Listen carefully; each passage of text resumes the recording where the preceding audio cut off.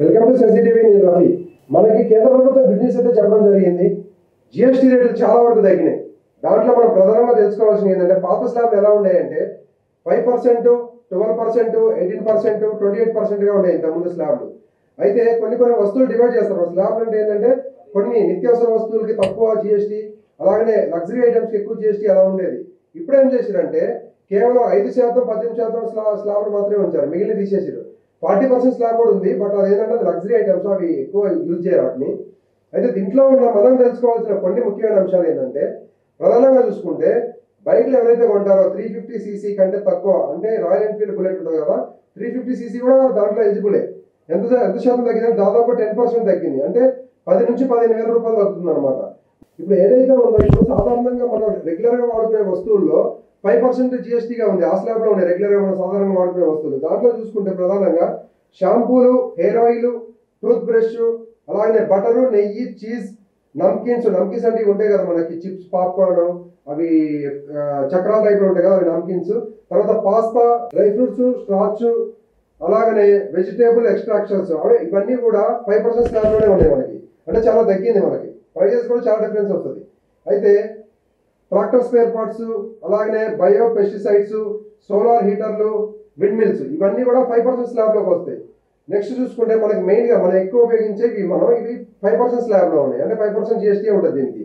తర్వాత ఎక్కువ మంది మిడిల్ క్లాస్ వాళ్ళు యూజ్ చేసేది ఏంటంటే ఇది 18% స్లాబ్లో ఉన్నాయి. అవి ఏంటంటే టీవీలు, ఏసీలు, గీజర్లు, వాషింగ్ మిషన్లు, కార్లు, అలాగే చిన్న బైకులు, చిన్న కార్లు, అంటే 350cc లోపు ఉన్న బైకులు అనమాట.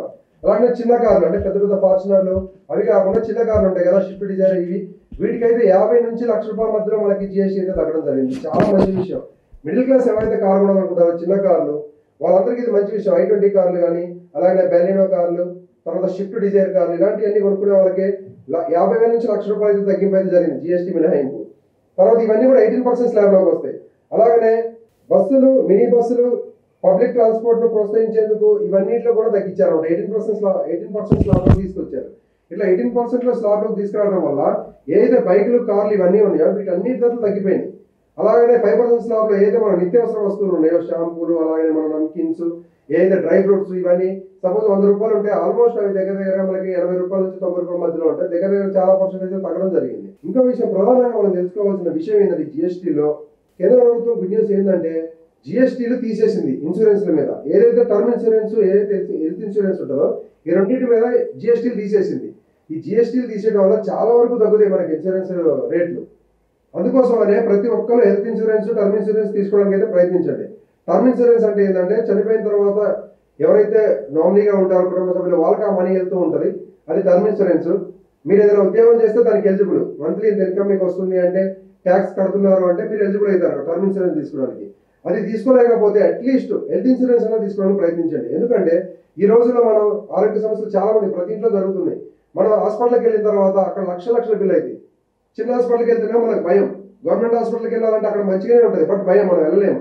కాబట్టి మంచి హాస్పిటల్, బెస్ట్ హాస్పిటల్లో వెళ్ళి మనం ఫ్రీగా ట్రీట్మెంట్ చేయించుకోవాలంటే హెల్త్ ఇన్సూరెన్స్ కంపల్సరీగా తీసుకోవాలి. ఇక్కడ మనకి జిఎస్టీ కూడా గవర్నమెంట్, సెంట్రల్ గవర్నమెంట్ ఏదైతే ఉందో అది జిఎస్టీ కూడా తీసేసింది. కాబట్టి ఇది మంచి అవకాశం తీసుకోవడానికి.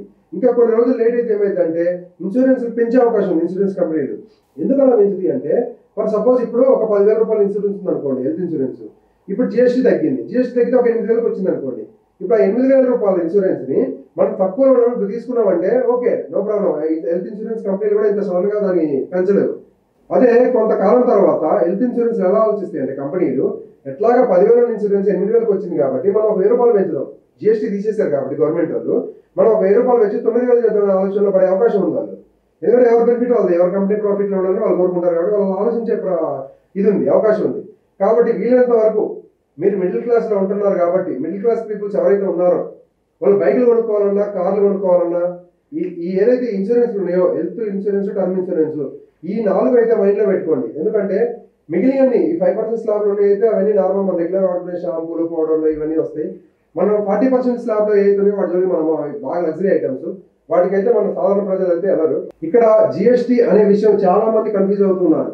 జిఎస్టీ అనేది డైరెక్ట్ పన్ను కాదు, అది డైరెక్ట్ ట్యాక్స్, అది ఇండైరెక్ట్ ట్యాక్స్. మనకు తెలియకుండానే మనం కడతాం. ఒక సబ్బు కొన్నామంటే దాని మీద ఒక 18% జిఎస్టీ ఉందంటే, ₹100 సోప్ ఉందంటే ఆ ₹100లో ₹18 మనం ట్యాక్స్ కడతాం జిఎస్టీ రూపంలో. అలా ఉంటుంది అనమాట. కాబట్టి మనకి తెలియదు వీటి గురించి. ఏదైతే కేంద్ర ప్రభుత్వం మనకి జిఎస్టీ స్లాబ్లు కొత్తగా తీసుకొచ్చిందో అవి 5% 18%గా ఉన్నాయి. ఈ 5% 18%లో మనం ముఖ్యంగా గుర్తుపెట్టుకున్న అంశాలు 4 ఉన్నాయి. ఆ 4 ఏంటంటే కార్లు కొనుక్కునే వాళ్ళు, బైకులు కొనుక్కునే వాళ్ళు, అలాగనే హెల్త్ ఇన్సూరెన్స్, టర్మ్ ఇన్సూరెన్స్, ఇవి 4 మైండ్లో పెట్టుకోండి. ఇప్పుడు ఏదైనా మీరు ప్లాన్ చేసుకోవాలనుకుంటే చేసుకోండి, చేసుకుని తీసుకునే ప్రయత్నం అయితే చేయండి. Thank you.